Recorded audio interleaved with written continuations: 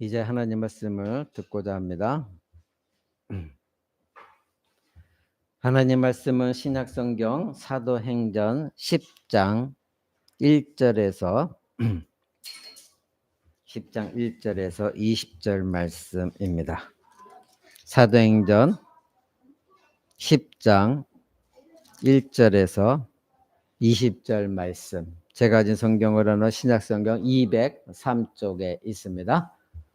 다 찾으신 줄 알고 길지만 제가 여러분 앞에 봉독해 드리도록 하겠습니다. 사도행전 10장 1절에서 20절. 가이사라에 고넬료라는 사람이 있으니 이달리아에 데라 하는 군대의 백부장이라.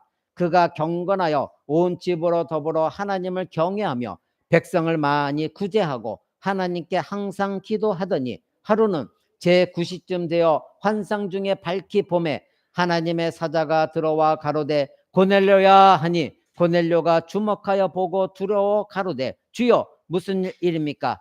천사가 가로되 네 기도와 구제가 하나님 앞에 상달하여 기억하신 바가 되었으니 네가 지금 사람들을 요바에 보내어 베드로라 하는 시몬을 청하라. 저는 피장 시몬의 집에 우거하니 그 집은 해변에 있느니라 하더라. 마침 말하던 천사가 떠나매 고넬료가 집안 하인 둘과 중절 가운데 경건한 사람 하나를 불러 이 일을 다 고하고 요바로 보내니라. 이튿날 저희가 행하여 성에 가까이 갔을 그때에 베드로가 기도하려고 지붕에 올라가니 시간은 제6시더라. 시장하여 먹고자 하매 사람이 준비할 때에 비몽사몽간에 하늘이 열리며 한 그릇이 내려오는 것을 보니 큰 보자기 같고 내 귀를 메어 땅에 들이웠더라. 그 안에는 땅에 있는 각색 4발 가진 짐승과 기는 것과 공중에 나는 것들이 있는데 또 소리가 있으되 베드로야 일어나 잡아먹으라 하거늘 베드로가 가로되 주여 그럴 수 없나이다. 속되고 깨끗지 아니한 물건을 내가 언제든지 먹지 아니하였사옵나이다 한데 또 두 번째 소리가 있으니 하나님께서 깨끗게 하신 것을 네가 속되다 하지 말라 하더라. 이런 일이 3번 있은 후 그 그릇이 곧 하늘로 올려가니라. 베드로가 본 바 환상이 무슨 뜻인지 속으로 의심하더니 마침 고넬료에 보낸 사람들이 시몬의 집을 찾아 문 밖에 서서 불러 묻되 베드로라 하는 시몬이 여기 우거하느냐 하거늘 베드로가 그 환상에 대하여 생각할 때에 성령께서 저더러 말씀하시되 두 사람이 너를 찾으니 일어나 내려가 의심하지 말고 함께 가라. 내가 저희를 보내었느니라 하시니. 아멘. 이제 하나님 말씀을 듣고자 합니다. 우리는 지금 계속해서 사도행전 강해를 듣고 있습니다. 오늘은 39번째 시간으로 소제목은 복음 사역의 택함을 받은 고넬료와 베드로, 이 말씀 제목을 가지고 여러분과 함께 나누고자 합니다. 이 사도행전 10장은 선교하는 그 원리, 선교의 원리와 선교의 역사적 사실을 다루고 있습니다. 복음은 여러분들이 알다시피 예루살렘에부터 시작해서 사마리아에 퍼졌고 마지막으로 세상 끝이라고 하는 이방인에까지 전달되어지는데 오늘 이 10장의 말씀이 바로 이방인에게까지 향하는, 세상 끝까지 향하는 복음의 전도의 사역을 말하고 있습니다. 여러분이 알다시피 예수님은 부활하시고 나서 사도행전 1장 8절에 제자들에게 너희가 성령의 능력을 입으면 나의 증인이 될 것이다, 이 말씀한 걸 여러분 이미 배웠습니다. 사도들은 이 말씀에 따라서 이제 그들은 성령을 받았고 이제 예수 그리스도의 증인의 삶을 시작했습니다. 마태복음 마지막에 나오는 복음 전파라는 지상명령, 모든 그리스도인들에게 내려진 지상명령이었죠. 바로 너희가 내게 가르침 받은 것 모든 것을 가르치고 지키게 하라. 그리고 아버지와 아들과 성령의 이름으로 세례를 주어라, 이렇게 명령하셨죠. 그것은 지상명령이기 때문에 누구나 그리스도인들은 그 복음, 예수님의 말씀하심에 순종하여 복음을 전파해야 되는 것입니다. 이제 이 말씀에 따라서 복음은 예루살렘부터 시작하여 유대와 사마리아까지 갔다가 이방인께로 옮겨지는 역사가 일어나고, 그래서 이 10장에서 고넬료, 이방인인 고넬료까지 복음이 전파되어졌습니다. 우리가 앞에 지난주에 살펴본 구정에 살펴본 바와 같이 베드로는 루다라는 작은 마을에서 8년 동안 중풍병자로 누워 있었던 애니아라는 사람을 만나서 그를 고쳐 주었습니다. 그로 인해서 많은 사람들이 예수님께 돌아왔다. 그것을 배웠습니다. 또 베드로는 도로가라는 사람이 죽었는데 이제 그 친구들이 오기를 간청해서 가서 그 죽은 도로가를 다시 일으켜 살려낸 것, 즉 그리스도의 능력으로 살려낸 것을 배웠습니다. 그래서 그 일로 말미암아 또 많은 사람들이 그 북쪽에 있는 지역에 있는 사람들까지도 여호와를 믿었다. 이런 말씀을 배웠습니다. 이제 베드로에게는 또 다른 사명이 주어집니다. 이것은 좀 어려운 사명이었습니다. 그것은 이방인을 포용하라는 사명이었습니다. 베드로에게 이 이방인 전도는 매우 어려운 것이었습니다. 왜냐하면 베드로는 평생 유대 전통에 젖어서 살아온 사람입니다. 그리고 율법주의 속에서 선민 사상 속에서 자기 자신들은 하나님이 택하신 선민이다. 이런 그런 삶을 살아왔기 때문에 이방인들을 개취급했던 것이 유대인들이었거든요. 그러니까 유대인들의 생각 속에는 사마리아인이 됐던 그리고 이방인이 되었던 모두가 부정한 사람들이고 거룩하지 못한 사람들이었습니다. 그러나 이 10장에 들어와서 놀라운 하나님의 거룩과 성령의 역사가 시작했습니다. 베드로는 이미 사마리아 사람들을 우리가 앞에서 봤듯이 9장, 8장과 9장에 봤듯이 사마리아 사람들에게 가서 그들을 안수하고 기도했죠. 그리고 우리가 지난 시간에 배웠던 일이 무엇입니까? 피장이라고 하는 가죽 벗기는 사람, 천대받는 그 사람들하고도 2년 동안 함께 편견 없이 지냈던 베드로입니다. 유대인들은 절대 이방인이나 사마리아 사람들과 함께 식사조차도 하지 못하게 교육받은 사람들입니다. 그런데 베드로는 사마리아 사람들에게 가서 안수 기도했고 그리고 그들에게도 자신이 받았던 오순절에 성령 강림이 임하신 걸 봤고 그래서 베드로는 그때 깨달았던 것입니다. 아, 그리스도 안에서 우리 모두가 하나이구나. 이것을 어느 정도는 알고 있었습니다. 더욱이 가죽 벗기는 사람인 피장 시몬이라는 사람과 함께 2년 동안 같이 그 집에 머물러 살았습니다. 그런데 이제 이거보다 더 큰 강력한 저항에 부딪힐 이방인에게 복음 전도하는 일이 그 앞에 펼쳐졌습니다. 베드로는 여전히 넘어야 될 강하고 강력한 힘든 장벽이 있었는데 그것은 바로 유대인과 이방인 사이에 있는 장벽이었습니다. 그러나 새 언약 안에서 하나님의 계획은 무엇이었습니까? 그리스도 안에서 모든 막힌담이 허물어지는 것이었습니다. 그리스도 안에서 이방인이 됐든 유대인이 됐든 모두가 한 몸을 이루는 것, 모든 장벽을 허무는 것, 그것이 예수님이 이 땅에 오신 목적 중에 하나였습니다. 여러분은 이미 저에게 에베소서 강해를 들었습니다. 에베소서 2장에 보면은 여러분 한번 찾아볼까요? 다시 이 사도행전 10장 올 겁니다. 에베소서 2장 12절을 봅니다. 그래서 사도 바울 선생은 우리들에게 이렇게 가르쳤습니다. 에베소서 2장 12절부터 봅니다. 12절. 제가 가진 성경으로는 311쪽에 있습니다. 에베소서 2장 12절. 제가 여러분한테 읽어드립니다. 그때에 너희는 그리스도 밖에 있었고 이스라엘 나라 밖의 사람이라 약속의 언약들에 대하여는 외인이었고 세상에서는 소망도 없었고 하나님도 없는 자이더니 이제는 전에 멀리 있던 너희가 그리스도 예수 안에서 그리스도의 피로 가까워졌느니라. 그는 우리의 화평이신지라. 둘로 하나를 만드사 중간에 막힌 담을 허시고 원수된 것 곧 우먼에 속한 계명의 율법을 자기의 육체로 폐하였으니 이는 이 둘로 자기 안에서 한 세 사람을 지어 화평하게 하시고 또 십자가로 이 둘을 한 몸으로 하나님과 화목하게 하려 하심이라. 이렇게 말하고 있습니다. 지금 12절부터 계속해서 읽은 내용은 무엇입니까?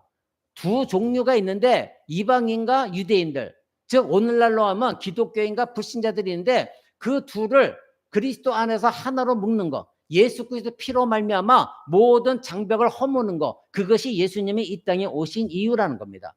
저와 여러분도 예수 믿기 전에는 이스라엘 밖의 사람들이었습니다. 그리스도를 알지 못했고 그리스도 밖에 있었고 이스라엘 나라 밖에 있었던 사람들이었고 약속의 언약은 받지 못했던 사람들이었습니다. 그러나 그 예수 그리스도께서 이 땅에 오셔서 십자가의 죽으심으로 복음이 전파되어졌을 때 예수 그리스도의 십자가 죽음으로 모든 장벽이 다 헐어짐으로 이방인이 우리까지도 유대인과 그리스도 안에서 한 몸을 이루게 되어지는 놀라운 일이 일어났다. 이것입니다. 바로 예수님이 오신 이유는 이것입니다. 이것이 복음 사역이었습니다.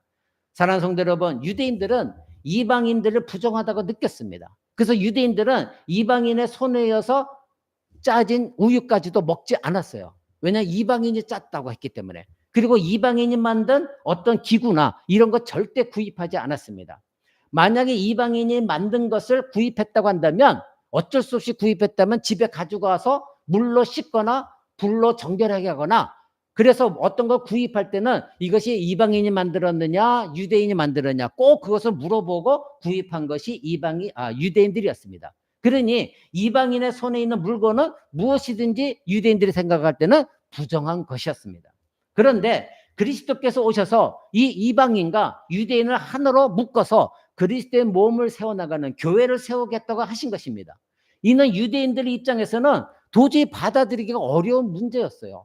어떻게 그럴 수가 있는가? 우리는 몇천 년 동안 아브라함의 자손으로 선민사상으로 살아왔고 유일신을 섬겼는데 어떻게 우리가 생각하는 저 개 같은 이방인들과 우리가 하나가 될 수 있단 말인가? 같이 밥을 먹을 수 있는가? 같이 교제할 수가 있단 말인가? 저들과 우리가 똑같이 하나님의 백성이다? 어떻게 그럴 수가 있는가? 받아들이기가 힘든 것이었습니다.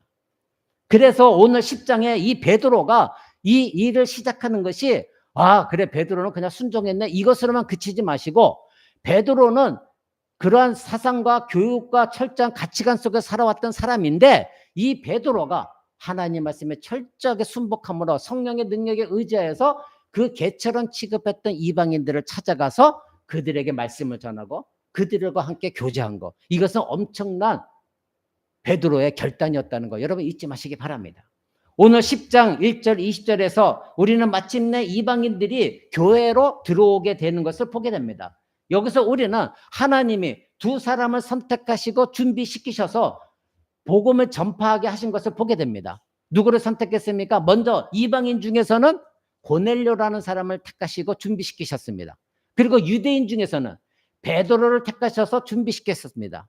고넬료는 복음을 받을 자입니다. 그리고 베드로는 복음 메신저입니다. 복음을 전할 자인 것입니다. 예수님은 이 두 사람을 선택하시고 각 사람에게 특별한 환상을 보여주셨습니다. 이방인 이 고넬료 가정이 교회에 포함되는 것을 시작해서 11장에 가게 되어지면 안디옥이라는 교회까지도 확장되어지고 점점점 구원을 이루게 되어져서 13장에 이르러서는 전적으로 바울이 나오기 시작합니다. 베드로는 12장으로 끝나고 13장부터는 사도 바울의 사역이 전적으로 나타나기 시작합니다. 그때부터 이방인에게 복음이 완전하게 확장되어져 전격적으로 복음이 전파되어진 것을 우리는 보게 되어집니다. 그래서 우리가 이 사도행전을 읽을 때는 하나하나도 읽어야 되지만 또 전체적인 안목 속에서 어떻게 하나님이 복음의 사역을 사람들 통해서 이루어 나가는가, 이것들도 우리는 배워야 되는 것입니다. 자, 우선 고넬료가 받은 환상을 한번 봅시다. 하나님께서 이 고넬료에게 행하신 일과 베드로에게 행하신 일을 볼 때에 하나님이 어떤 일을 행하실 때 원칙을 보게 되어집니다. 고넬료라는 복음을 받는 사람이 있고 그에게 복음을 전파할 자, 복음의 메신저인 베드로라는 사람이 있다는 것을 우리는 보게 되어집니다. 자, 여러분 주변에는 지금도 우리는 알지 못하지만 하나님께서 세우신 택하신 복음을 받아들일 자가 있습니다. 그리고 저와 여러분은 복음의 메신저로서 우리를 택하셨다는 것도 여러분은 잊지 마셔야 됩니다. 그래서 순간순간 삶을 통하여 내가 만나는 사람들에게 진정한 빛과 소금의 역할을 감당해야 되는 것입니다. 하나님은 이런 원칙을 세워주셨습니다. 우리는 여기서 하나님께서 복음 전도를 받는 사람을 어떻게 준비시키고 계셨는지, 그리고 복음 전할 메신저를 어떻게 준비시켰는가, 우리는 이것을 알아봐야 됩니다. 하나님께서 어떻게 우리를 그리스도인으로서 사용하셔서 준비된 메신저가 되게 하시고 준비된 잃어버린 양이 반드시 있는데 그 양에게 복음을 전하게 하시기 위하여 하나님은 또 어떻게 준비시키시는가, 이것들을 오늘 말씀을 통해 배워나가야 됩니다. 여러분 1절을 한번 보십시오. 가이사랴에 고넬료라는 사람이 있었더라, 이렇게 말합니다. 자, 하나님께서는 먼저 복음을 받아들일 사람을 준비하셨습니다. 하나님께서 이방인 중에 복음을 전해드릴 사람을 한 사람을 택하셨습니다. 첫 번째 이방인입니다. 여러분 이것을 잊지 마시기 바랍니다. 첫 번째 이방인, 복음 전할 자를 택하신 분이 하나님이시고 누구를 택하셨습니까? 가이사랴에 있는 고넬료라는 사람이었습니다. 하나님은 이 사람을 지목하셨습니다. 주위에는 많은 이방들이 있었으나 하나님은 고넬료를 선택하셨습니다. 하나님은 복음 전도할 자를 선택하실 뿐만 아니라 그 복음을 받아들일 자도 선택하십니다. 여러분이 이미 새벽기도 때 들으신 바대로 요한복음 6장 37절에서 예수님은 이렇게 말씀하셨습니다. 내게 오는 자는 내가 결코 내어쫓지 않을 것이다. 그렇죠? 그런데 내게 오는 자가 누구라고 예수님 말씀하셨습니까? 아버지께서 이끌지 아니하고서는 아무도 내게 올 수가 없다.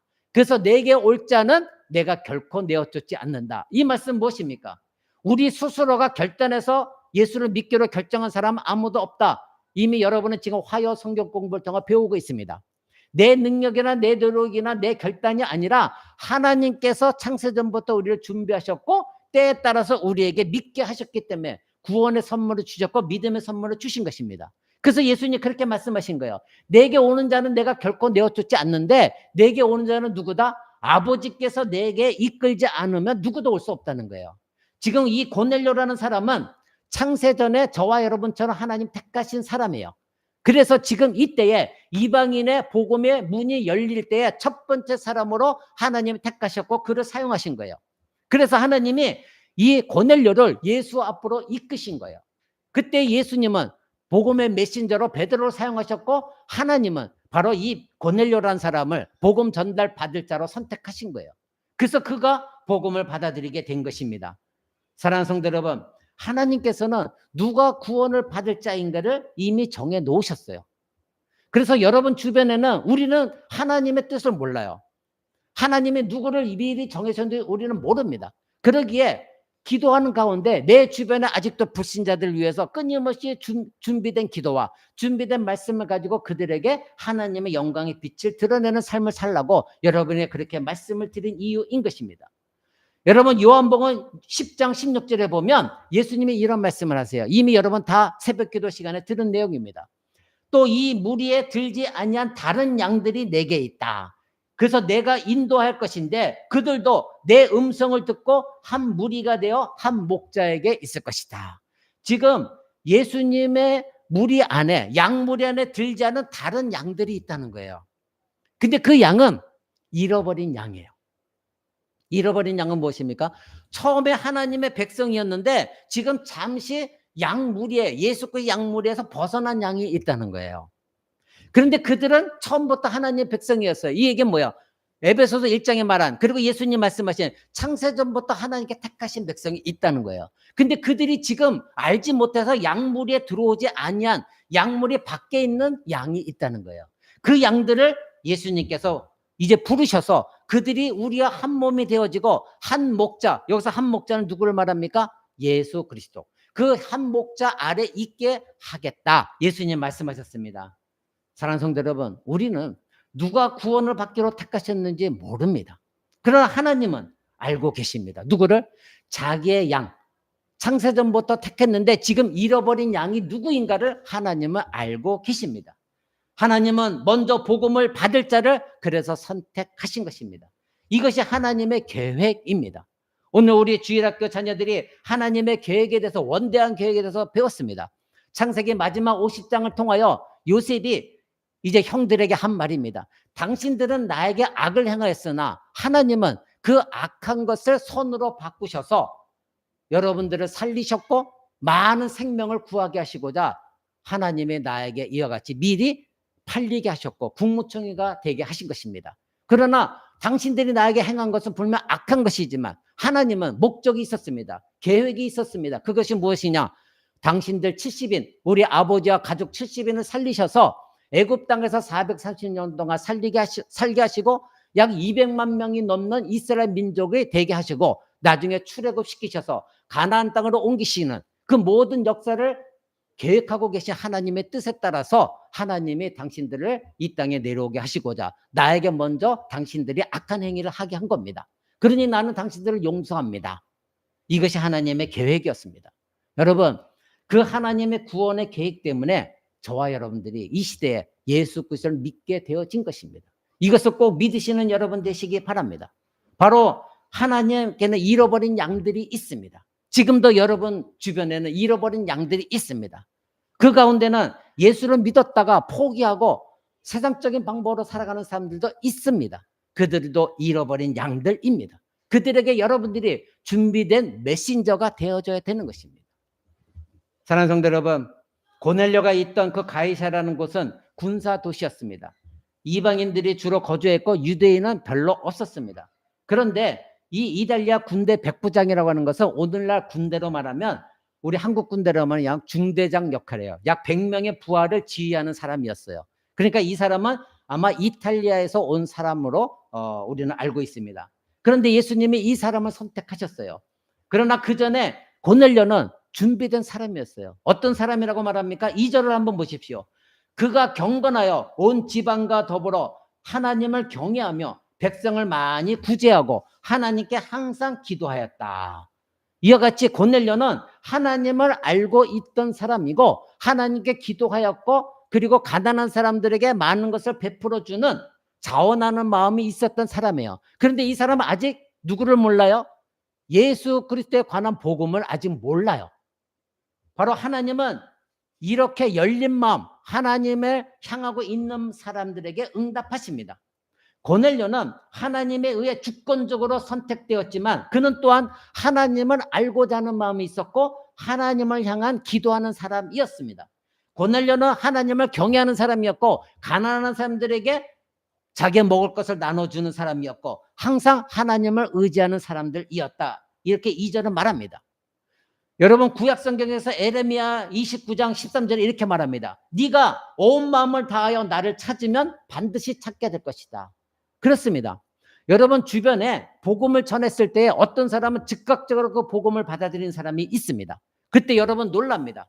그것은 뭐냐면 이 사람은 복음에 갈증이 있었던 사람이에요. 하나님을 두려워하고 그러나 복음을 아직 정식으로 받아들이지 못했던 사람이었는데 여러분으로 말미암아 복음의 핵심인 진정한 진리를 선포하게 주면 그 사람이 그 말씀을 깨닫고 하나님이 준비된 사람이었기 때문에 이 고넬료처럼 강력하게 성령의 역사가 일어나 예수 그리스도를 영접하게 하나님 만드십니다. 그런 사람들이 여러분의 주변에도 있습니다. 고넬료가 바로 그러한 사람들이었습니다. 그는 하나님을 찾고 찾는 사람들이었습니다. 하나님은 진실로 하나님을 구하는 마음을 결코 좌절시키지 않으십니다. 그런데 안타까운 것은 이 세상 사람들이 하나님을 찾지 않는다는 것입니다. 그러나 하나님은 이 세상 사람들이 하나님을 찾고 있지 않지만 하나님은 자기의 잃어버린 양 지금도 찾고 계십니다. 그리고 하나님은 그들을 반드시 구원시키실 것입니다.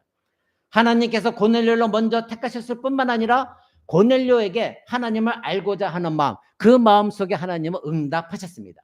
하나님은 그가 구원을 받도록 준비시켜야 됐고 그래서 어떻게 했습니까? 고넬료에게 환상을 보여주셨습니다. 3절을 보십시오. 그가 환상 중에 보니, 그런데 2절에 보니까 그는 항상 기도했다고 합니다. 그러니까 기도 속에서 하나님의 응답을 받은 겁니다. 기도할 때 하나님께서 환상 가운데 그 고넬료의 마음을 감동시키신 것입니다. 여러분은 이제 잠시 뒤에 베드로에 대해서도 볼 때인데 이 베드로도 환상을 보는데 어떨 때 환상을 받습니까? 기도할 때에 베드로에게 응답하셨습니다. 기도는 하나님 앞에 무릎을 꿇고 하나님의 말씀을 바라는 겁니다. 하나님의 응답을 기다리는 겁니다. 여러분 기도할 때에 하나님 응답해 주시면 좋고 안 해주셔도 할 수 없고 이런 기도하는 멍청한 사람이 있습니까? 누구나 다 기도의 응답을 간절히 바라면서 기도합니다. 이런 마음에 그 기도가 하나님 뜻에 합당하다면 하나님은 그 사람의 기도에 응답하십니다. 3절에 보니까 하나님은 제9시점, 이 9시라고 하는 것은 유대인의 시간이고 오늘날 우리의 시간으로 하면 오후 3시입니다. 제9시점 환상 가운데 나타났습니다. 자, 그러면 오후 3시는 유대인들이 저녁 기도를 드리는 정해진 시간이었습니다.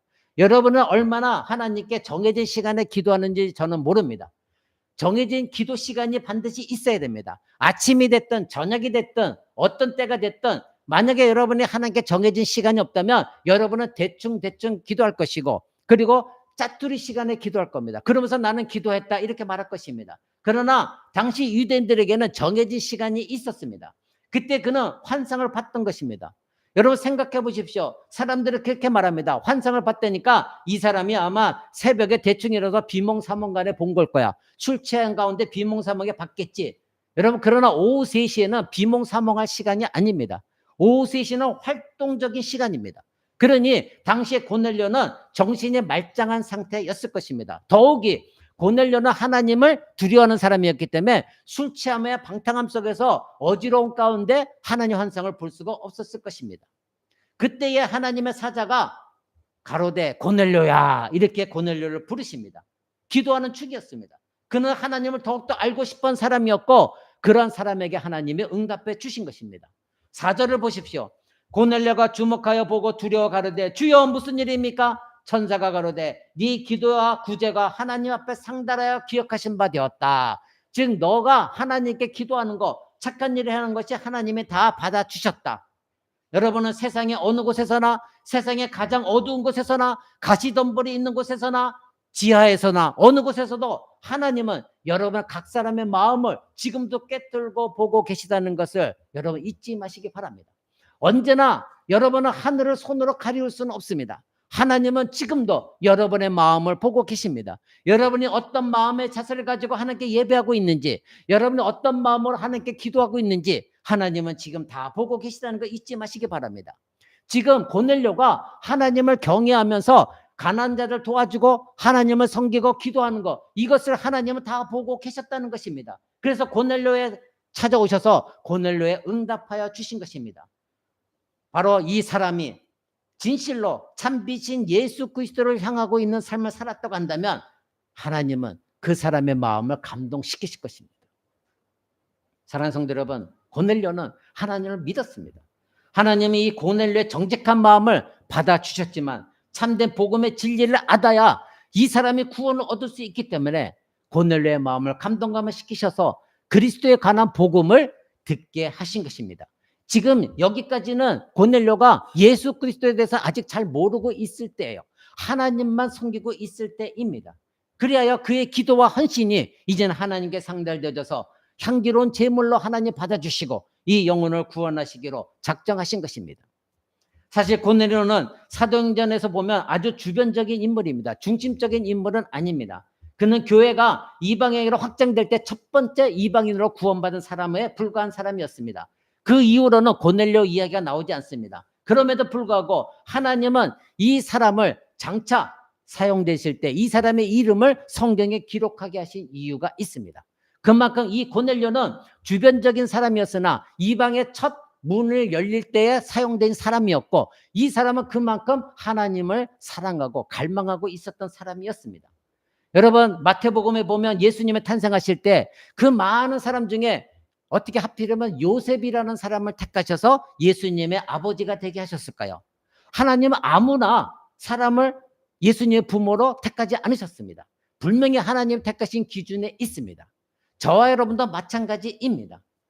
마찬가지로 하나님은 이 사도행전 교회 역사, 곧 그리스도께서 이루신 구속의 역사를 세워나가실 때에 교회를 세워나가심에 있어서 이 고넬료를 택하셨습니다. 아무나 사용하지 않으시고 고넬료를 택하셨고 베드로를 택하셔서 하나님의 놀라운 이방인의 교회가 열리는 그 놀라운 역사 가운데 그들을 사용하신 것입니다.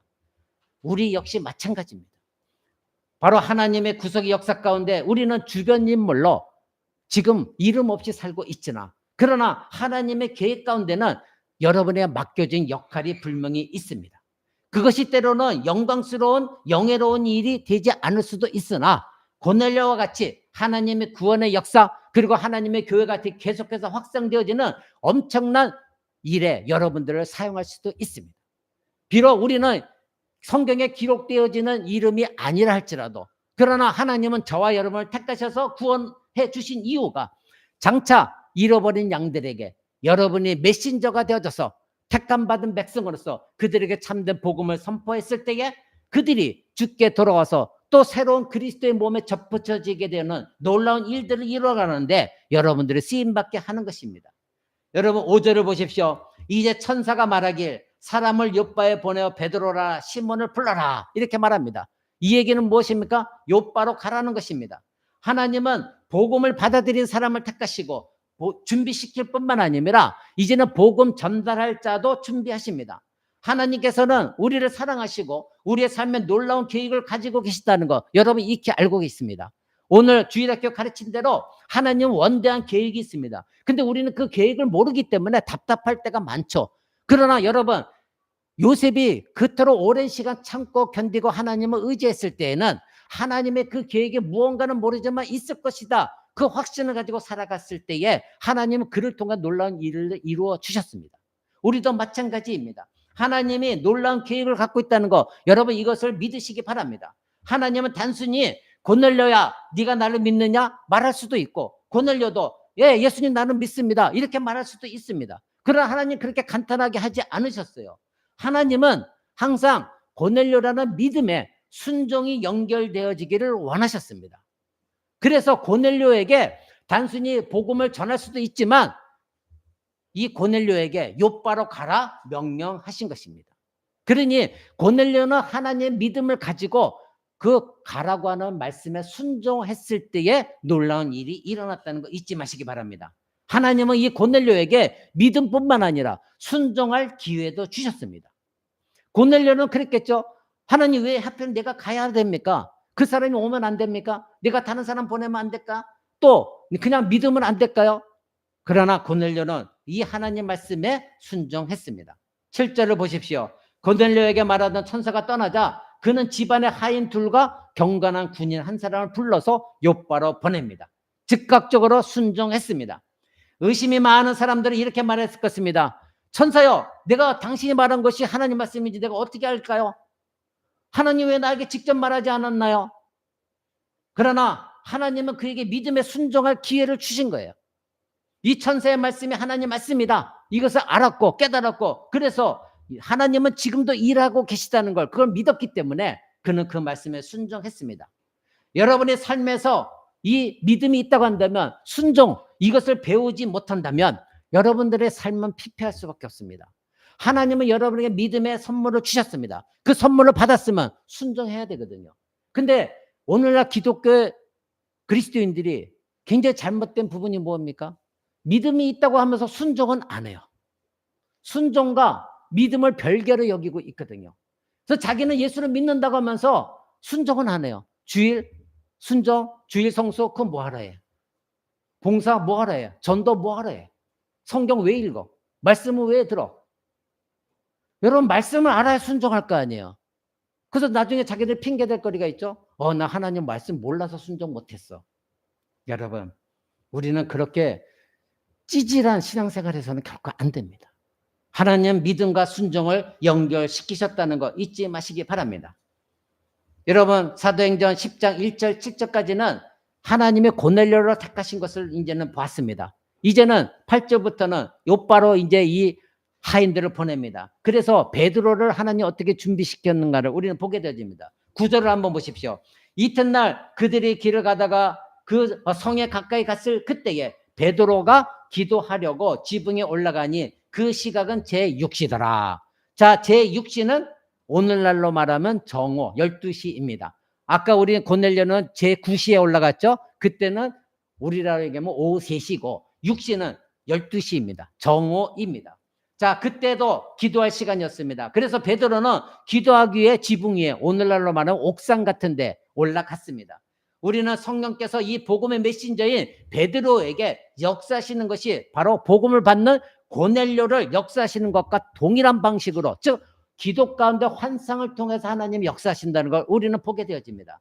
바로 받는 사람을 선택하신 것처럼, 즉 고넬료를 선택하신 것처럼 하나님이 원하신 자를, 즉 복음 전달자를 하나님이 선택하셨다는 거 우리는 여기서 보게 되어집니다. 하나님께서 특별한 일을 위해서 특별한 사람을 부르시고 계시다는 거 잊지 마시기 바랍니다.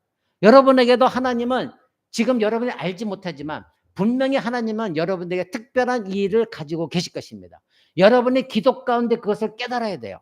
기도 중에 하나님이 여러분의 마음을 감동감화시키시면서 여러분 안에 계시는 성령께서 여러분을 깨닫게 하시고 마음의 감동을 주셔서 이것이 하나님의 뜻인가 보다, 계속해서 기도 가운데 성령의 인도함을 받을 때 여러분 순종하시기 바랍니다. 그럴 때 하나님의 일은 역사가 이루어집니다. 여러분은 성경에서 여호와의 말씀이 내게 임하여 가서 이것을 행하라 하는 선지자들, 구약 성경의 선지자는 다 이것을 받았습니다. 하나님이 내게 너에게 말한다. 그러니 이것을 가서 전하라.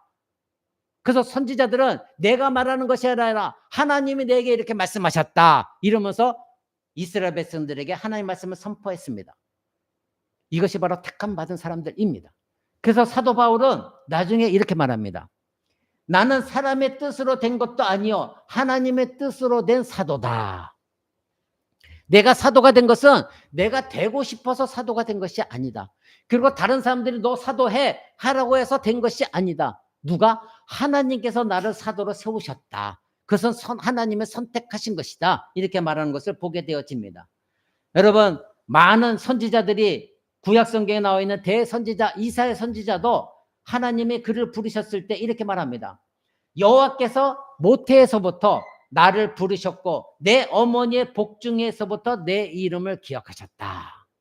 하나님께서 이사야 선지자를 태어나기 전부터 이사야 선지자를 알고 계셨고 이사야 선지자가 어머니 뱃속에 있을 때부터 이사야 선지자를 부르셨다는 거예요. 에레미야 선지자도 마찬가지입니다. 에레미야 선지자는 나중에 굉장히 늙었을 때 하나님 부르셨어요. 그때 에레미야 선지자가 에레미야서 1장 5절에 이렇게 고백합니다. 내가 너를 지으기 전에 내가 너를 모태 짓기 전에 내가 너를 알았다. 하나님이 에레미야 선지자 이렇게 말씀하셨습니다. 즉 이미 하나님은 에레미야 선지자를 메신저로 선택하셨다는 겁니다. 이사야 선지자를 메신저로 선택하셨다는 겁니다. 자, 여러분은 하나님의 택감을 받아서 구원을 얻었습니다. 사도 베드로도 그렇고 사도 바울도 택감을 받아서 구원을 얻었습니다. 하나님은 이제 그들을 택하신 다음에 메신저로 사용하시는 것을 보게 되어집니다. 여러분도 마찬가지입니다. 창세전부터 하나님은 여러분을 알고 계셨습니다. 그래서 구원해 주셨습니다. 이제는 구원받은 자로서 택감받은 자로서 하나님이 여러분을 사용하실 때입니다. 그것에 대해서 여러분 거부해서는 안 됩니다. 그러면 내가 어떻게 되느냐? 기도 가운데 하나님의 여러분을 감동시키시는 것, 그것을 소망하면서 기도하십시오. 내가 얻을 거에만 기도하지 마시고. 제 주변에 그런 사람들이 있어요. 저는 그럴 때마다 참으로 마음이 아파요. 하나님 부르짖는데 얘기 들으면 전부 자기가 얻어야 될 이 땅의 것들이에요. 이 땅의 것들. 그러면서 하나님께서 나를 통해 행하실 것엔 전혀 관심 없어요. 그래서 제가 그 얘기를 들으면서 이런 신자들이 왜 기독교 신자들이 한국에 많을까? 제가 생각해 볼 때에 짬뽕이 돼 있어요. 기독교 신앙과 우리 대한민국 가운데 유교 사상과 그리고 샤머니즘, 무속 신앙이 세 가지가 완전히 결탁되어진 게 대한민국 신자들이에요. 그러니까 그런 방식으로 설교하면 금방 받아들여요. 하나님 복 주신다. 오늘 기도하면 하나님 내일이라도 11조 몇 배들을 주신다. 여의도에 있는 뭐 교회처럼 설교하면 난리가 나요. 왜? 거기에 기독교 신앙과 기복적인 신앙과 유교 사상과 샤머니즘 사상이 다 들어있는 거예요. 이 짬뽕된 신앙이 있다 보니까 그걸 붙들고 있어요. 그러니까 신비주의 사상에 넘어가는 거, 은사주의에 넘어가는 거예요. 뭔가 내 눈에 보여지는 거. 근데 기독교 신앙은 그것이 아니거든요. 그러한 말을 들을 때마다 교제할 때마다 마음이 답답해요. 권사 직분을 갖고 있으면 무엇하고 장로 직분 갖고 있으면 무엇합니까? 집사 직분을 갖고 있으면 무엇하고 전도사로 불리면 무엇합니까? 그 신앙이 빵점짜리인데 아무것도 아닌데. 사랑하는 성도 여러분, 저와 여러분은 이미 하나님 택하셨어요. 지금 하나님은 하나님 나라 복음을 전한 메신저를 선택하는 일을 하고 계십니다. 베드로를 선택하셔서 하나님의 일을 하게 하십니다. 여러분도 하나님께서 강하게 인도하신다면, 기도 가운데 감동을 받는다면 그 하나님의 뜻에 순종하십시오. 어떤 일이 됐든, 복음 전도가 됐든, 봉사하는 일이 됐든, 어떤 일이 됐든 하나님이 여러분을 감동시키면 순종하십시오. 그 다음에 일을 하나님께 맡기십시오. 내가 이게 가능할까? 이렇게 되면 나는 어떻게 될까? 하나님이 모든 것들 책임지신다는 거 잊지 마시기 바랍니다. 근데 여러분이 왜 그렇게 못하느냐? 그 하나님의 신실하심을 믿지 못하기 때문에 그렇습니다. 하나님은 지금도 선택하는 일을 하고 계십니다. 그래서 여러분이 요한복음 최근에 들었지만 요한복음 15장 16절에 이렇게 말씀하신 거 기억하실 것입니다. 너희가 나를 택하신 것이 아니요 내가 너희를 택하여 세웠나니 너희로 가서 열매를 맺게 하려 합니다. 누가 택하셨다고요? 하나님께서. 여러분이 예수 그리스도를 택하신 것이 아니라 하나님이 여러분을 택하셨습니다. 왜? 너희가 많은 열매를 맺게 하게 하고자. 그러면 우리가 맺습니까? 누가 맺게 하시겠다는 겁니까? 하나님께서. 근데 여러분 그걸 믿지 못하니까 하지 못하는 겁니다. 사랑하는 성도 여러분, 11절 보십시오. 베드로는 환상 가운데 하늘이 열리는 것을 보았습니다. 그리고 한 그릇이 내려오는 것을 보았습니다. 근데 그 그릇에 큰 보자기 같은 것, 그것이 드리워졌는데 거기에 온갖 짐승들이 다 들어있는 것을 봤습니다. 온갖 짐승들이 가득 차 있었습니다. 여러분, 유대인들은 음식법이 있었습니다. 율법이 있었습니다. 아무거나 먹지 않았습니다. 짐승 중에서도 먹을 것이 있었고 먹지 못할 음식을 하나님이 구별하셨습니다. 돼지고기 같은 건 먹지 않습니다. 생선 가운데도 그 비늘이 없는 거, 지느러미가 없는 거 이런 걸 먹지 못하게 하셨습니다. 뱀 같은 것도 먹지 못하게 하셨습니다. 다 구별을 해 주셨습니다. 어떤 동물은 먹어도 되고 어떤 동물은 먹지 못하게 되는 거, 이것이 그들이 가르침 받았습니다. 그러니 베드로가 지금 그런 교육을 받았던 이 베드로가 하나님께서 환상 중에 보여준데 거기에 온갖 짐승이 다 들어있어요. 근데 그걸 먹으라는 거예요. 그러니까 베드로는 그걸 먹을 수가 없었어요. 왜? 전통이었고 가르침 받았기 때문에, 그렇게 살아왔기 때문에. 자, 그러면 왜 하나님은 정결한 동물과 부정한 동물을 구분하셨을까요? 첫 번째로는 광야에서 살던 이스라엘 백성입니다. 출애굽하였고 광야에는 많은 이 이스라엘에서 공동체 역할을 하고 목축업을 하고 있었으니 전염병에 많이 돌았을 것입니다.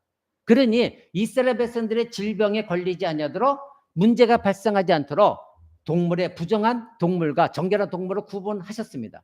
또 하나, 이것보다 더 중요한 것은 특정한 동물을 먹거나 먹지 말라고 한 그 이유는 바로 다른 이방인들과 구별시키기 위해서입니다. 이방인들은 모든 동물은 다 먹었습니다. 그런데 유대인만큼은, 하나님이 택하신 백성들만큼은 먹어야 될 것이 있고 먹지 못할 것이 있습니다. 그러니 장차 이들이 가나안 땅에 들어갔을 때 가나안 땅에는 이방인들은 아무거나 먹었을 것입니다. 그렇다면 그들과 함께 섞여 살아서 아무거나 먹고 한다면 그들이 섬기는 우상도 섬길 수가 있기 때문에 하나님께서는 유대인들에게 특별한 음식법을 주셔서 그들을 이방인 백성들과 구별시키신 것입니다. 여러분, 레위기 20장에 보면, 여러분 구약성경 레위기는 읽기가 힘들어요. 재미가 없어요. 전부 제사법에 나와 있거든요. 거기에 보면 나 여호와는 거룩하고 너희를 다른 백성과 분리하여 나의 것이 되게 하려 하였다. 즉 하나님께서 유대인을 택하여 그들을 하나님 백성 삼으신 것은 하나님께서 거룩한 분이시기 때문에 너희를 다른 백성과 분리해서 내 것이 되게 하고자 하나님 하셨다는 겁니다. 그래서 이방인들과 구분하기 위하여 이스라엘 백성들에게만은 음식법을 제정하게 하셨습니다. 구분시키셨습니다. 베드로는 평생을 엄격하게 유대 이 정결법을 지켜왔습니다. 근데 지금 하늘에서 온갖 짐승들이 가득 섞인 이 보자기가 내려오는 것을 보는 거, 그것만 해도 끔찍한 일이었거든요. 근데 더욱이 13절에 보니까 또 소리 있어 이르되 베드로야 일어나서 잡아먹어라, 이렇게 말씀하셨습니다. 그러니까 14절에 베드로가 이르되 주여 그럴 수 없습니다, 이렇게 말합니다. 주는 정결하지 못한 짐승을 나는 먹어본 적이 없습니다. 나는 지금까지 하나님 말씀 다 지켰습니다. 그랬더니 15절 보십시오. 15절에 또 두 번째 소리가 있으되 하나님께서 깨끗게 하신 것을 네가 더럽다, 즉 속되다 하지 말라, 이렇게 하늘의 음성이 들렸습니다. 여러분, 베드로는 이것을 받아들일 수 없었기 때문에 16절에 보면은 이런 일이 몇 번 있었다? 3번이나 있었다는 것입니다. 하나님, 나는 먹을 수가 없어요. 하나님이 율법에 말씀하셨잖아요. 근데 내가 어떻게 이것을 먹을 수가 있습니까? 이렇게 했더니 하나님이 3번이나 베드로야, 내가 깨끗하게 한 것을 속되다고 말하지 말아라, 3번이 이런 일이 있었다, 이렇게 말합니다. 여러분, 이 환상의 구체적인 의미가 무엇일까요? 왜 하나님은 정결법을 제정하신 다음에 지금 신약시대에 왔던 베드로에게 이렇게 이 모든 걸 먹어라, 이 환상을 주신 의미가 무엇일까요? 여기에는 구체적인 의미와 일반적인 의미가 있는데, 구체적인 의미는 무엇이냐면 바로 하나님은 구약의 유대인들의 음식법을, 정결법을 폐지하신 것입니다. 왜 정결법을 폐지하셨을까요? 이 정결법은 유대인과 이방인을 분리하는 방식이었어요. 그런데 그리스도의 몸은 이방인 됐든 유대인이 됐든 모든 막힌담을 다 허시고 그리스도 안에서 한 몸이 되어져서 한 교회가 되게 하시는 거, 이것이 하나님의 구속의 완성에 되어지는 일입니다. 그러니 이것을 폐지해야 되는 것입니다. 그들은 이제 하나가 되었기 때문에 함께 식탁에 둘러앉아서 어울릴 수 있는 그 법을 배워나가야 됩니다. 그것이 고넬료, 이방인 고넬료부터 시작하는 것이 하나님의 계획이었습니다. 그러니 이제는 이방인과도 함께 식사하고 이방인과 한 몸이 되어져서 그리스도의 교회를 한 공동체 안에 이방인 됐든 유대인 됐든 모두가 들어가서 그리스도의 몸을 세워라. 이것이 바로 하나님의 뜻이었거든요. 이것을 베드로와 고넬료를 통해서 하나님이 행하시기 위해서 고넬료에게도 한 상을 주셨고 베드로에게도 한 상을 보여주신 것입니다. 완전한 장벽, 어마어마한 장벽, 몇천 년 동안 이어내려온 그 장벽을 완전히 허물기 위하여 하나님께서 베드로에게 이 환상을 보여주신 것입니다. 사랑하는 성도 여러분, 예수님께서 살아계시는 동안에 유대인들에게 그렇게 말씀하셨습니다. 입으로 들어가는 것이 더러운 것이 아니라 입으로 들어가는 것은 다 깨끗한 것이다. 근데 너에게서 나오는 것이 더러운 것이다. 근데 그 중에 뭐다? 가장 더러운 것은 배설물보다도 더러운 것 뭐다? 너희 마음에서 나오는 악한 것, 미워하는 것, 간음하는 것, 속이는 것, 남의 것을 훔치는 것, 거짓 증거하는 것, 이 모든 것이 악한 것이다. 교만한 것. 입으로 들어가는 것, 음식은 모든 것이 하나님이 지었기 때문에 선한 것이다. 이렇게 말씀하셨습니다. 디모데의 전서 4장 4절에 보면 사도 베드로는 이렇게 말합니다.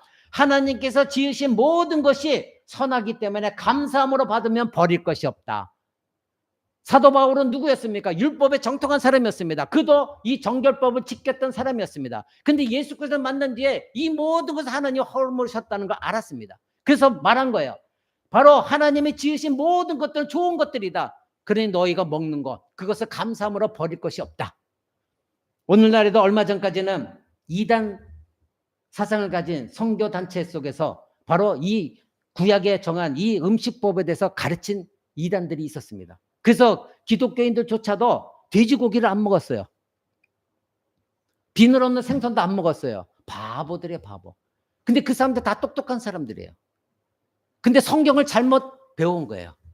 잘못된 가르침 속에서 잘못된 걸 배워나다 보니까 죽을 때까지 똑똑한 사람들이 그 말을 따라서 안 먹어요. 그러면 자기가 성경을 읽어야 될 거 아니에요. 성경에 다 나와 있잖아요. 여러분 제 말씀 이해 못했나요? 다 이해하죠? 여러분 우리 다 먹습니다. 근데 아직도 똑똑한 사람이라고 자부하면서도 구약 율법대로 먹지 않는 사람들이 있어요. 얼마나 바보입니까? 어떤 설교자, 어떤 목사를 만나느냐도 굉장히 중요합니다. 잘못된 말씀을 가르치면 계속 죽을 때까지 잘못된 성경 지식을 가지고 살아가요. 사랑하는 성도 여러분, 사도 바울은 그렇게 말하지 않았어요. 모든 것이 선한 것이기 때문에 너희가 다 감사함으로 받으면 버릴 것이 하나도 없다. 이 베드로의 환상적인 이 환상을 보여준 이 의미는 무엇입니까? 구약에 보면 짐승들은 세 가지로 분리했죠. 여러분 제가 말씀드린 걸 잘 생각해 보십시오. 구약에 보면 거룩한 짐승은 누구께 드렸습니까? 하나님께 특별히 거룩하게 구별한 짐승을 제사로 드렸습니다. 그리고 정결한 짐승은 이스라엘 백성들이 먹을 수 있는 짐승이었습니다. 그러나 부정한 짐승은 세상 사람들이 먹는 짐승이었습니다. 그렇다면 이거 사람으로 옮겨보십시오. 똑같이 사람에게 적용하면 거룩한 사람은 누구였냐면 하나님의 제사를 드리는 제사장이었습니다. 그들은 특별히 따로 구별하셨습니다. 그리고 정결한 사람은 누구였을까요? 그때 당시에 정결한 짐승을 먹어야 되는 이스라엘 사람이었죠. 그럼 부정한 사람은 누구였을까요? 이방인들이었죠. 또 이걸 땅으로 보십시다. 거룩한 곳은 어디였나요? 예루살렘 성전이었죠. 그리고 거룩한 땅, 정한 곳은 정결한 땅은 어디였나요? 이스라엘 백성들이 사는 가나안 땅이었죠. 그러면 속된 땅, 부정한 땅은 어디였나요? 세상 사람들이 사는 땅이었습니다. 그때 당시에 바로 이스라엘 백성들이 가지고 있었던 정결법입니다. 이것을 여러분들이 이해를 하셔야 됩니다. 우리는 유대인들이 막연하게 오늘날 무슬림처럼 그저 돼지고기 안 먹어 이런 것으로 생각하지 마십시오. 이들에게는 음식법 하나도 분명한 세계관이 있었어요.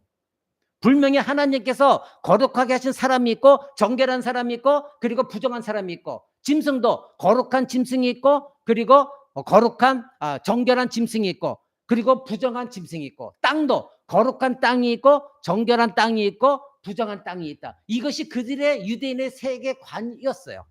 하나님이 주신 율법 속에서 그들의 세계관은 이와 같은 구분된 점을 갖고 있었다는 것. 여러분 이것을 이해하면 유대인들이 왜 그렇게 했을까 이해가 되어집니다. 사랑하는 성도 여러분, 유대인들의 음식법의 이 내용 속에는 일종의 이러한 세계관이 들어있다는 거 잊지 마시기 바랍니다. 그런데 지금 베드로는 이 세계관을 갖고 있는 사람이에요. 근데 이 베드로에게 하나님이 환상 중에 말씀하십니다. 하나님이 거룩하게 한 음식을 네가 속되다고 말하지 말아라. 놀라운 일 아닙니까? 베드로가 이것을 나중에 깨달았어요. 그래서 다음 주에 알아보지만 여러분 사도행전 10장 28절을 한번 보십시오. 28절에 이렇게 말합니다. 이르되 유대인으로서 이방인을 교제하는 것과 가까이 하는 것을 위법한 줄을 너희도 알거냐. 하나님께서 내게 지시하사 아무도 속되다 하거나 깨끗지 않다 하지 말라 하시기로, 이렇게 말하고 있습니다. 베드로는 완전히 깨달았기 때문에 이 베드로가 유대인들에게 가서 식사하고 고넬료 집안에 기도했고 그들과 교제한 것을 유대인들이 알아가지고, 유대 그리스도인들이에요. 그러니까 그리스도인들이 야 베드로 너 그럴 수가 있어? 음식법을 어겼잖아. 어떻게 이방인 집에 가서 교제할 수가 있어? 그랬더니 베드로가 말하는 거예요. 형제들아, 하나님이 나에게 이렇게 말씀하셨어. 하나님께서 이제 깨끗하다는 것을 네가 더 이상 속되다, 불결하다 말하지 말라, 이렇게 말씀하셨기 때문에 내가 갔어. 이렇게 증언하고 있는 것입니다. 사랑하는 성도 여러분, 베드로는 완전하게 이해했습니다. 무엇을 이해했습니까? 이 음식법의 문제가 단순한 음식법의 문제가 있는 것이 아니라는 것. 환상을 통해 배웠습니다. 음식의 문제가 아니라 무엇의 문제였다는 것? 사람의 문제였다는 것을 아는 거예요. 왜 하나님께서 음식법을 그렇게 만드셨는가? 그것은 이방인과, 구약에서는 이방인과 유대인들 간에 구별하기 위해서, 하나님의 선민 사상을 심어주기 위해서, 구별하기 위해서 하나님 음식법을 주셨구나. 그런데 이제는 하나님 원대한 구원 계획 속에서 예수 그리스도가 이 땅에 오셔서 죽으신 것이 예수님의 피로 말미암아 이 음식법을 통해 모든 것이 폐하졌구나. 그래서 이제는 이방인이 됐든 유대인이 됐든 그리스도 안에서 하나가 되게 하시고자 이 음식법을 폐하셨구나. 그래서 이 음식법에 갖고 있는 모든 세계관이 다시 열린 거예요. 세계관이 바뀌어버렸어요. 여러분, 여러분의 자녀들에게 왜 제가 계속해서 말씀을 들려줘야 되면 하는 이유가, 여러분 모르게 계속해서 말씀을 듣게 되었지만 여러분의 자녀들의 세계관이 반드시 바뀝니다. 믿습니까? 여러분이 바꾸려고 안 됩니다. 절대. 하나님이 바꿔주셔야 됩니다. 무엇을 통하여? 말씀을 통하여 여러분의 자녀들이 이 세계관이 바뀌어집니다. 하나님이 하십니다. 그래서 말씀을 듣게 하라 이겁니다. 힘들더라도 계속해서 말씀에 노출되게 하셔야 돼요. 그랬을 때 하나님이 여러분의 자녀들의 세계관을 바꿔주십니다. 사랑하는 성도 여러분, 이 베드로는 세계관이 바뀌었습니다. 하나님께서 내게 말씀하셨다. 아무도 하나님 속되다 한 거, 이것을 깨끗지 않다, 부정하다 이렇게 말하지 말라 하셨다. 이렇게 세계관이 완전히 바뀌어버렸습니다. 우리는 이 음식법의 파괴가 하나님께서 새 시대를 열어가시는 뜻임을 우리는 알고 반응해야 됩니다. 음식법의 이 율법을, 이 음식법의 파괴를 통해서 하나님께서 이제는 부정한 사람들조차, 즉 이방인들조차 거룩하게 만드시는 놀라운 하나님의 계획을 발견하셔야 됩니다. 여러분, 이것을 위해서 예수 그리스도가 이 땅에 근본 본체 하나님이심에도 불구하고 저와 여러분처럼 더러운 인간의 몸을 입고 오셨습니다. 그리고 십자가에 이리 때에 먹힘을 당하셨습니다. 그리고 부활 승천하셨습니다. 그 예수님이 하신 일 때문에 그 그리스도의 피로 우리는 정결함을 입은 사람들입니다. 우리는 더 이상 부정한 사람들이 아니라 그리스도의 피로 말미암아 유대인과 같은 정결함 속에서 하나님 안에 하나가 되어진 것입니다. 그래서 사도 바울은 로마서 8장 1절에 그러므로 이제 그리스도 예수 안에 있는 자에게는 결코 정죄함이 없노라. 아멘. 여러분이 그리스도 안에 있으면 누구도 여러분을 정죄하지 않습니다. 여러분이 설사 죄를 범했더라도 우리에게는 회개할 길이 열려 있습니다. 그래서 누구든지 구원을 얻지 못하는 정죄를 받을 사람이 아무도 없습니다. 그래서 여러분 화역 성경 공부 시간에 지금 배우고 있잖아요.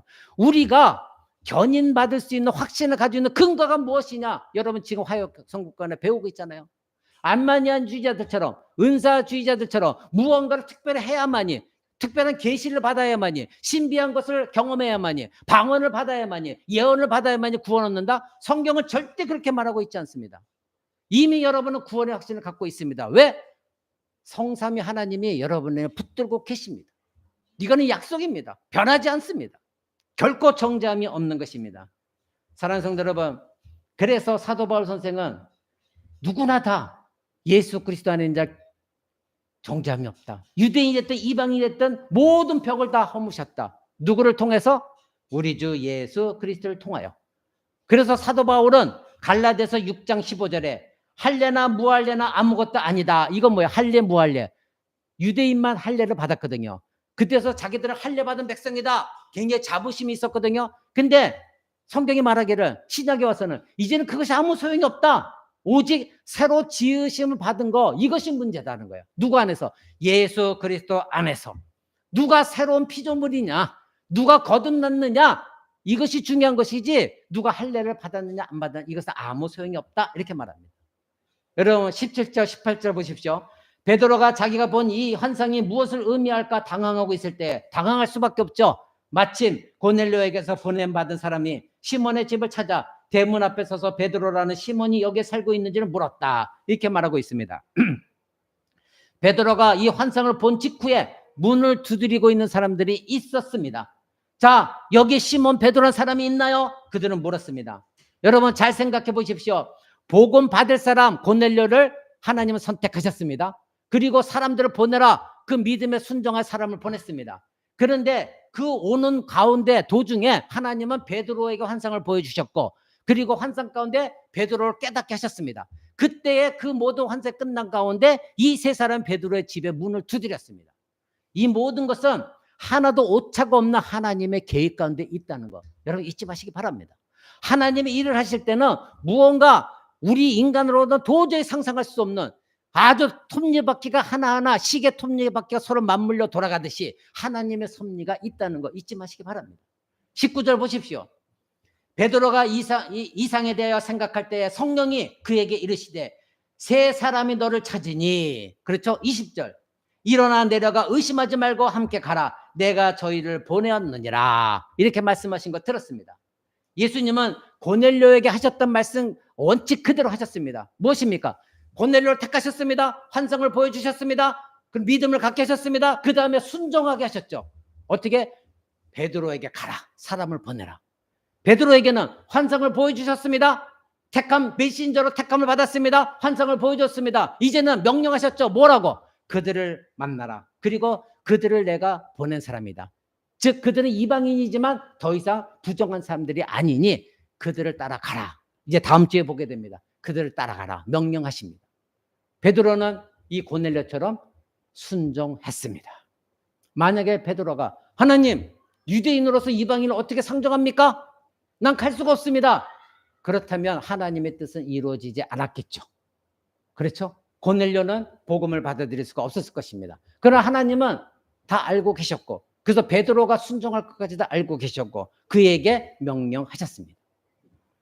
말씀 맺고자 합니다. 복음 사역의 택함을 받은 고넬료와 베드로입니다.